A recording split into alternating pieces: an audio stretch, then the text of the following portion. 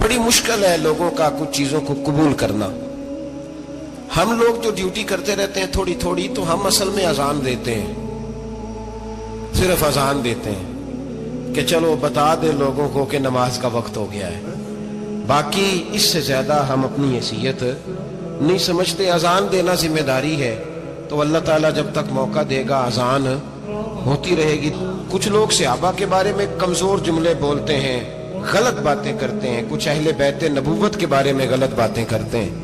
یہ صرف سنی ہے جو حق چار یار کا نعرہ بھی کھل کے لگاتا ہے، اور یہ نعرہ حیدری یا علی بھی کھل کے لگاتا ہے.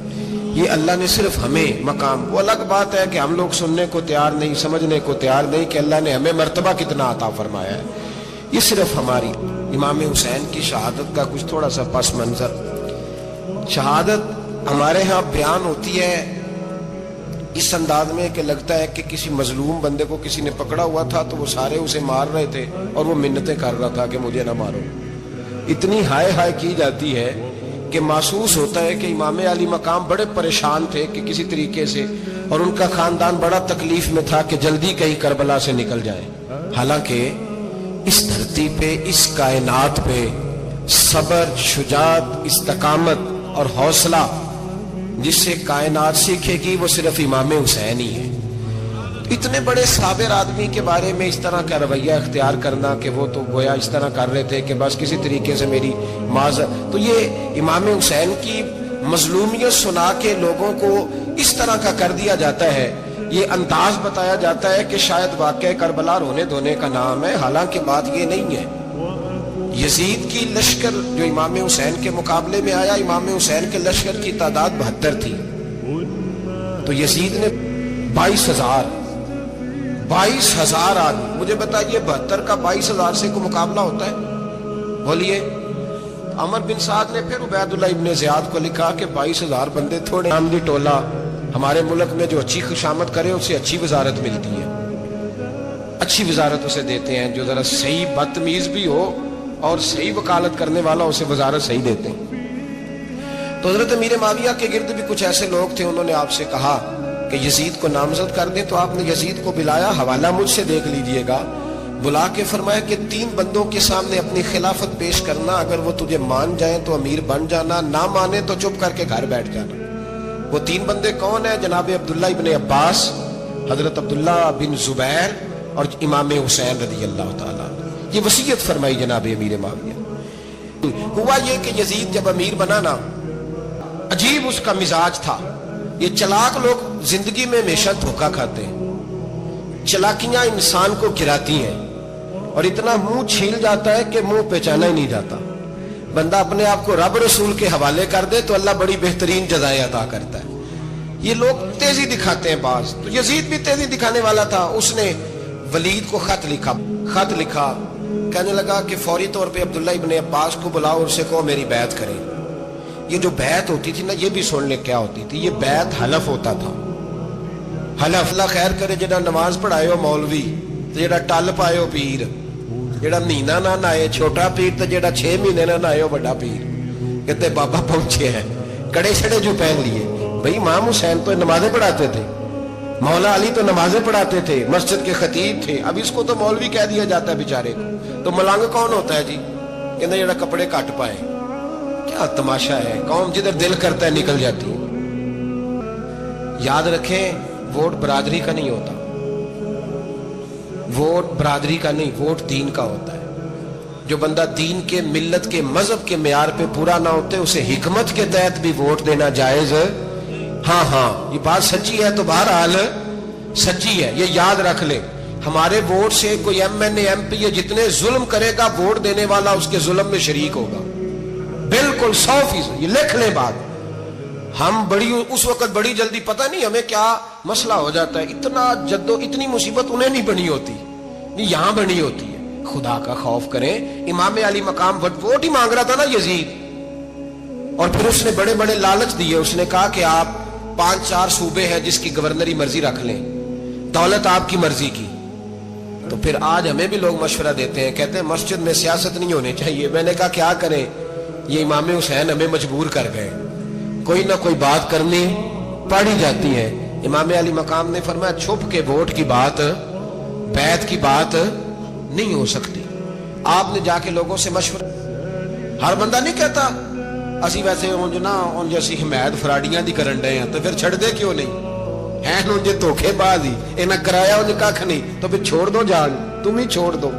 یہ بندہ بات صحیح کر رہا ہے بندہ ویسے یہ بات صحیح کر رہا ہے پر اجے حالات نہیں ٹھیک ہے دے والے بندے ٹھیک نہیں پر کیا تماشا ہے کب تک ایسا رہے گا کہ کب تک یہ بات چلے. امام حسین کو روک لیا گیا. عمر بن سعد نے روک لیا. یکم محرم کو امام آئے 7 محرم تا روکا گیا. 7 محرم کو پانی بند کر دیا. جانور پانی پیتے تھے گھوڑے پیتے تھے کتے پیتے تھے لیکن مصطفیٰ کے گھرانے کو پانی پینے کی اجازت 3 دن تک پانی بند رہا. 9 محرم کو عمر بن سعد نے اور لوگ بلائے. شمر ایک بڑا سخت آدمی تھا سنگ دل بدبخت جس نے حضرت علی اصغر کے گلے پر تیر مارا تھا وہ اور لشکر لے کے آیا. رات کو کہنے لگا امام حسین رضی اللہ تعالیٰ عنہ سے کہ بس بڑا ہو گیا یہ 9-10 محرم کی درمیانی رات یہاں آپ جنگ کریں گے یا آپ بیعت کریں گے 2 ہی باتیں. امام حسین اندر گئے سیدہ زینب سے مشورہ کیا باہر آئے فرمایا بات وہی ہے جو پہلے دن والی ہے. او بھائی بچے ساتھ ہو صحرا کا علاقہ ہو تپتی ہوئی ریت ہو اتنے کٹھن اور سخت حالات چاروں جانب موت ہی موت دور دور تک اپنوں کا نام و نشان کوئی نہیں اور اکیلے فیصلہ کرنے والے امام حسین باقی سارے بچے ہیں یا عورتیں سارے بڑے اکیلے 19 لوگوں کو ایک بار میں حضرت ایسے ہی تماشا بنا دیا ہے. مظلوم تھے وہ تو رو رہے تھے. ہر مقرر یہ کہہ رہا ہے کہ وہ تو بار بار کہہ ابا پانی مل جائے پانی آ جائے ترس گئے. خدا کا خوف کرو یہ دلیر لوگ تھے ان کی باتیں آج بھی پڑھ کے دلیری پیدا ہوتی ہے دلیری پیدا ہوتی ہے دلیری. لے ایک ہاتھ کٹا دوسرے پہ مشکیزہ وہ بھی کٹا. دیکھ لو میں پس منظر پہ ہوں ابھی تک میں بتا رہا ہوں کہ جہاد کس کے خلاف تھا ظالم حکمران کے خلاف ظالم کافر کے خلاف نہیں مشرک کے خلاف نہیں. حضرت امام حسین رضی اللہ تعالیٰ عنہ نے ہر جگہ ایک ہی بات کی کہ یزید شرابی ہے تو بچے کٹوا دوں گا شرابی کو ووٹ. یہ ایک نہیں ہر کتاب میں یہی لکھا ہر کتاب میں اور ہر مسلک کی کتاب یزید چونکہ مجرے دیکھتا ہے رنڈیوں کا ناچ دیکھتا ہے بچے کٹوا دوں گا اس کے ہاتھ میں ہاتھ. امام حسین نے فرمایا چونکہ اللہ کی حدوں کو توڑتا ہے حقوق اللہ پامال کرتا ہے حدود اللہ بچے کٹوا دوں گا لیکن اس کے ہاتھ میں ہاتھ. سارا دن خود مجرا دیکھنا اور 10 محرم کو 2 دیگیں پکا کے حسینی بن جانا سارا سال خود گند مند کرنا شرابیوں کے ساتھ رہنا اور 10 محرم کو 2 آنسو بہا کے یاد رکھنا. میں ہمیشہ کہتا ہوں پھر کہہ رہا ہوں جس کے موبائل میں گندے گانے ہیں گند دیکھتا ہے شرابی کبابی کا سپورٹر ہے ووٹر ہے یا مجرے دیکھتا ہے آتا جاتا ہے وہ یاد رکھے قیامت میں امام حسین کا ہاتھ ہوگا اس کا گریبان ہوگا. ہم سے نہ رقم ہوں گے قصید یزید کے ہم لوگ تو حسین کے سیرت نگار. حضرت عباس بازو کٹا بندہ نبی پاک کی ماں کو دوزخی کہے حضور کے باپ کو جہنمی کہے یزید کو امیر المومنین کہے اس کے ساتھ اتفاق رائے کر لیا جائے یہ مذہب ہماری سمجھ میں نہیں آتا بالکل نہیں آتا قطعاً نہیں ہماری سمجھ میں آتا. کیسے اتحاد کر لیا جائے یہاں تو میرے بھائی جو ہمارے ابا کا مخالف ہو اس سے اتحاد نہیں ہوتا اور جو نبی پاک کے والد کو دوزخی کہے اس سے اتحاد ہو جائے.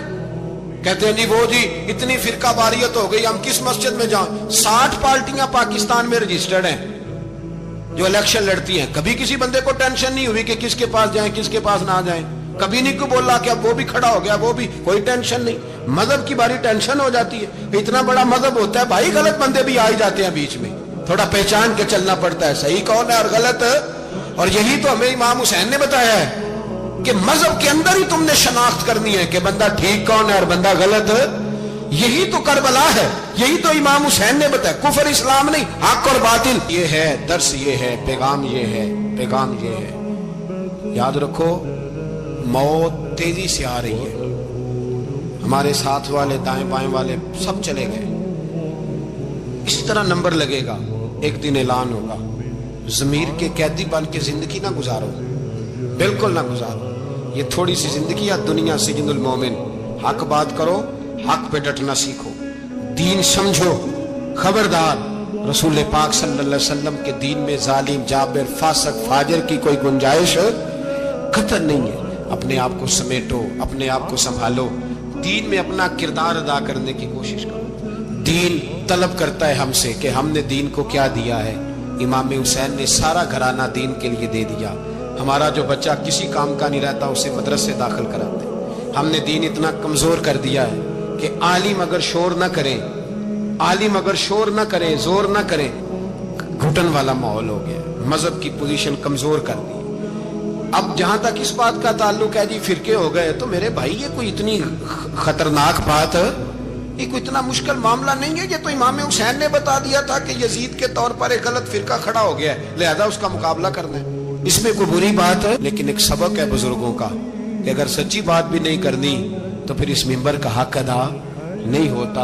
जो सच बोले वो हुसैनी है, जो जालिम के सामने खड़ा हो जाए वो हुसैनी है। जो मसलियत कोश हो, जो कहे टाइम नहीं, ग्राउंड रियलिटी नहीं, हालात नहीं, तबीयत नहीं, मौका नहीं, तो अभी इमाम हुसैन के पैगाम को नहीं समझा। मैं बहुत सारे बुजुर्गों का नाम इसलिए नहीं लेता कि लोग ऐसे न कहें कि किसी का नाम कैश कराया जा रहा है, लेकिन मैंने सारे मनाकब पढ़े हैं। मेरी लाइब्रेरी में किताबें हैं, मैं पढ़ता रहता हूँ, मैं सफ़र में भी साथ रखता हूँ। लेकिन हजरत शेख अब्दुल सबूर बेग मंशूर हजारवी का शेर इमाम अली मकाम के मुकाबले में इस तरह का है कि मुझे सारे शायरों से ज्यादा वजनी महसूस होता है। उन्होंने कहा था, उस शाह मशरकैन की, उस नूर ऐन की मतलूब है जहां को क़यादत हुसैन की। देखिए जरा हुस्न, और हर सू यजीदियों का जमाने में जोर है। एक दो जगह पे नहीं, हर सू यजीदियों का जमाने में जोर है। मंशूर आज फिर है जरूरत हुसैन की, आज फिर है जरूरत है। आज लोग हुसैनी बने, इमाम हुसैन के नक्शे कदम पर। वो कहते हैं जोर हो गया यजीदियों का। ये हमारे बुजुर्ग हमें बता गए। मस्जिद की तरफ तवज्जो करो, अपने बच्चों की निगहबानी करो।